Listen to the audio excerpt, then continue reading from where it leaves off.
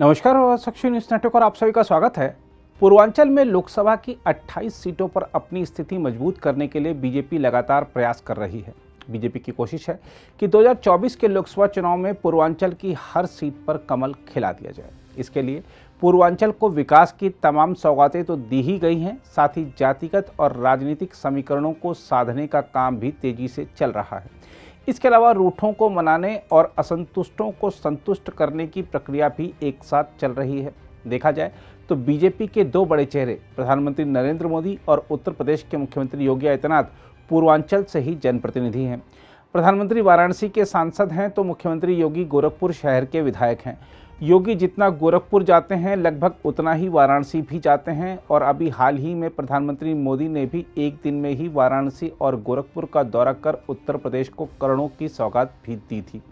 BJP में केंद्रीय स्तर पर नरेंद्र मोदी के उभार के बाद पूर्वांचल हालांकि बीजेपी का गढ़ बन चुका है, लेकिन इसके बावजूद बीजेपी अति आत्मविश्वास में नहीं रहना चाहती। बीजेपी जानती है कि तीसरी बार भी दिल्ली की सत्ता का रास्ता यूपी से ही होकर जाएगा, इसलिए क्षेत्रवार इस प्रदेश के लिए अलग अलग रणनीति पर काम किया जा रहा है। पूर्वांचल की बात करें तो पिछले लोकसभा चुनाव में बीजेपी का इस क्षेत्र में अच्छा प्रदर्शन रहा था, लेकिन पार्टी आजमगढ़ और गाजीपुर जैसी दो महत्वपूर्ण सीटों पर चुनाव नहीं जीत पाई थी। हालांकि बाद में उपचुनाव में आजमगढ़ सीट बीजेपी के पास आ गई थी। इसके अलावा 2022 के उत्तर प्रदेश विधानसभा चुनाव में भी बीजेपी को पूर्वांचल में आजमगढ़ और गाजीपुर जिलों में ही सर्वाधिक नुकसान उठाना पड़ा था। इसलिए पार्टी का पूरा प्रयास है कि पूर्वांचल में सारी कमियों को समय रहते दुरुस्त कर लिया जाए। इसके लिए ओम प्रकाश राजभर को वापस एनडीए में लाया गया। फिर दारा सिंह चौहान की बीजेपी में एंट्री कराई गई। पूर्वांचल में प्रभाव रखने वाले अपना दल सोनेलाल पटेल और निषाद राज पार्टी के साथ बीजेपी का गठबंधन पहले से ही है। पूर्वांचल में राजभर समाज की अच्छी खासी आबादी है और इसमें ओम प्रकाश राजभर की अच्छी पकड़ है।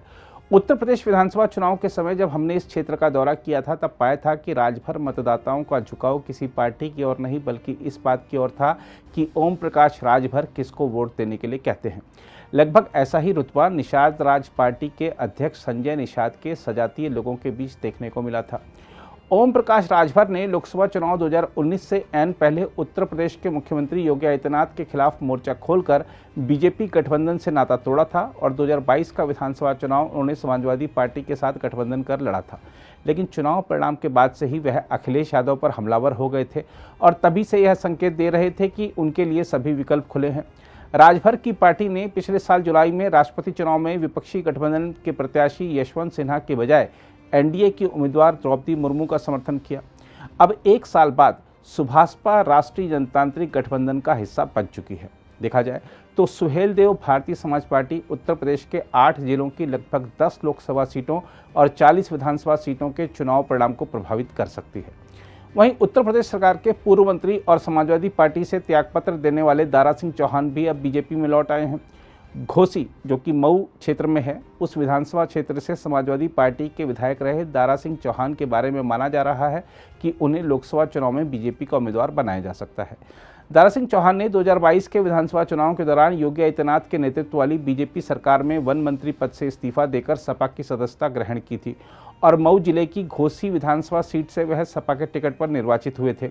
तब दारा सिंह चौहान ने बीजेपी सरकार पर पिछड़ों की उपेक्षा का आरोप लगाते हुए सपा के पक्ष में जमकर चुनाव प्रचार किया था, लेकिन वहां अपेक्षित महत्व नहीं मिलने से फिर उन्होंने घर वापसी कर ली है।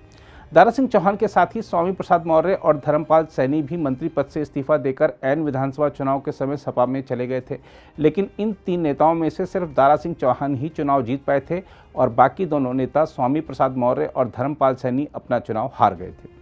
दारा सिंह चौहान बसपा और सपा से राज्यसभा सदस्य भी रह चुके हैं और 2009 में वह घोसी लोकसभा सीट से बसपा उम्मीदवार के रूप में निर्वाचित हुए थे। 2017 के विधानसभा चुनाव से पहले उन्होंने बीजेपी की सदस्यता ग्रहण कर ली थी और 2022 के विधानसभा चुनाव से पहले वह सपा में चले गए थे। माना जा रहा है कि बसपा में उनके साथी रहे ब्रजेश पाठक, जो कि अब राज्य के उप मुख्यमंत्री हैं, वह दारा सिंह चौहान को बीजेपी में फिर से शामिल कराने के प्रयास काफ़ी समय से कर रहे थे, क्योंकि घोसी में दारा सिंह चौहान का व्यापक प्रभाव है। वह बड़े ओबीसी नेता हैं और उनके आने से उत्तर प्रदेश में बीजेपी को मजबूती मिलेगी। दारा सिंह चौहान ने बीजेपी में शामिल होने के बाद कहा भी है कि 2024 में नरेंद्र मोदी फिर से प्रधानमंत्री बनेंगे। मैं कह सकता हूँ आने वाला 24 का चुनाव माननीय यशस्वी प्रधानमंत्री नरेंद्र मोदी जी जिस तरीके से माननीय देश के गृह मंत्री अमित शाह जी, राष्ट्रीय अध्यक्ष जी नड्डा जी के कार्यकुशलता में आज आगे बढ़ रहा है, जो भरोसा मुझे है उस भरोसे की बुनियाद पे कह सकता हूं कि आने वाले 24 में हिंदुस्तान की तिबारा मुख्यमंत्री नरेंद्र मोदी जी बनेंगे। दुनिया की कोई ताकत रोक नहीं सकती।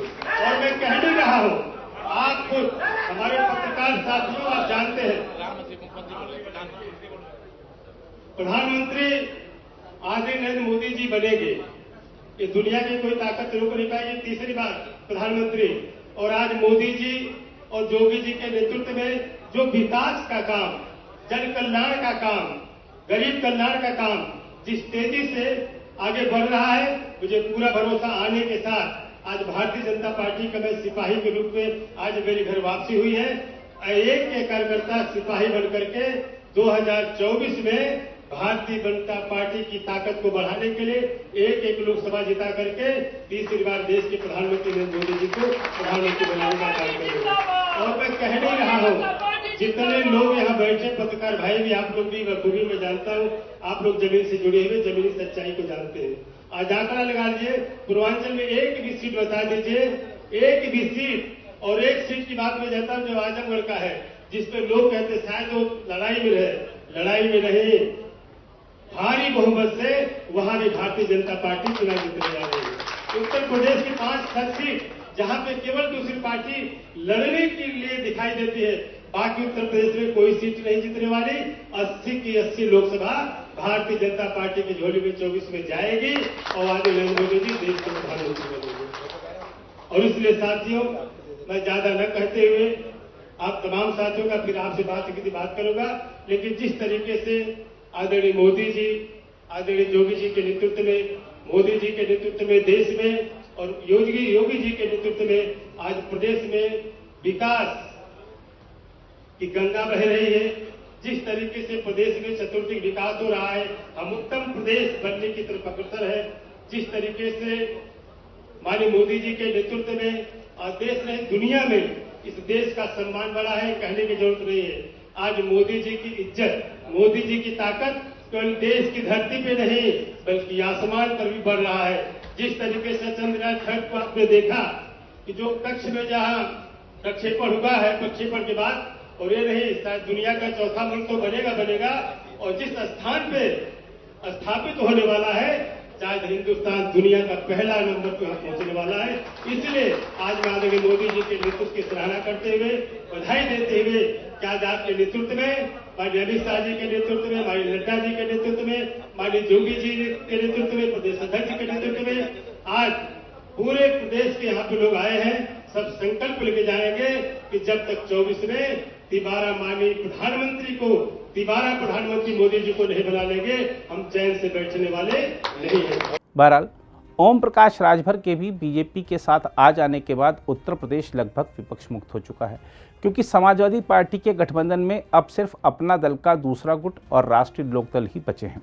बसपा का संगठन और वोट बैंक अस्त व्यस्त हो चुका है, तो कांग्रेस के केंद्रीय नेता ही उत्तर प्रदेश से पलायन कर गए हैं। इसलिए राजभर भी कह रहे हैं कि उत्तर प्रदेश में विपक्ष खत्म हो चुका है। उत्तर प्रदेश में विपक्ष नाम की कोई चीज नहीं रह गई है। एक बड़ी ताकत, जैसा कि माननीय गृह मंत्री जी ने ट्वीट करके बताया भी, कि उत्तर प्रदेश में एक बड़ी ताकत के साथ ओम प्रकाश राजभर सुहेलदेव भारतीय समाज पार्टी एनडीए में शामिल हुई है और एक बड़ा बल मिलेगा, इस बात की पुष्टि उन्होंने भी किया है और उसका प्रमाण पिछले चुनाव में हम दे भी चुके हैं। तो अब उत्तर प्रदेश में लड़ाई नाम की कोई चीज नहीं है। जो लोग आएंगे आपके सामने बताते रहेंगे। अब उनको ला के आपके सामने पेश करेंगे तब बताएंगे।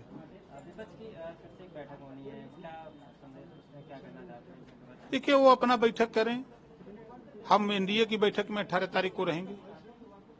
वो अपना करें, हम अपना करें। हम लोग जो लड़ाई लड़ रहे हैं, हम अपनी लड़ाई जनता के बीच में ले जाकर के घर घर पहुंचाने का प्रयास करेंगे। अब वो विपक्ष के लोग अपनी बात करें, हम अपनी बात करें। देखा जाए तो राज्यभर की इस बात में दम भी है, क्योंकि देश में संसदीय सीटों के लिहाज से सबसे बड़े राज्य उत्तर प्रदेश में विपक्ष सिर्फ ट्विटर पर ही नजर आता है। यहाँ के विपक्षी नेताओं को अगर बैठक करनी होती है तो वह लखनऊ की बजाय पटना, हैदराबाद, कोलकाता, चेन्नई या बेंगलुरु जाते हैं। नेताओं की नीति और नीयत में खोट होने की बात तो सुनी थी, लेकिन उत्तर प्रदेश में विपक्ष के हालात देखकर अब तो नेताओं की रणनीति में भी खोट स्पष्ट नजर आने लगा है। अगर आप भी लेना चाहते हैं देश दुनिया की तमाम जानकारी तो आज ही सब्सक्राइब करें हमारे चैनल को। साथ ही नीचे दिए बेल आइकन को जरूर दबाएं ताकि हर अपडेट आप तक पहुंच सके।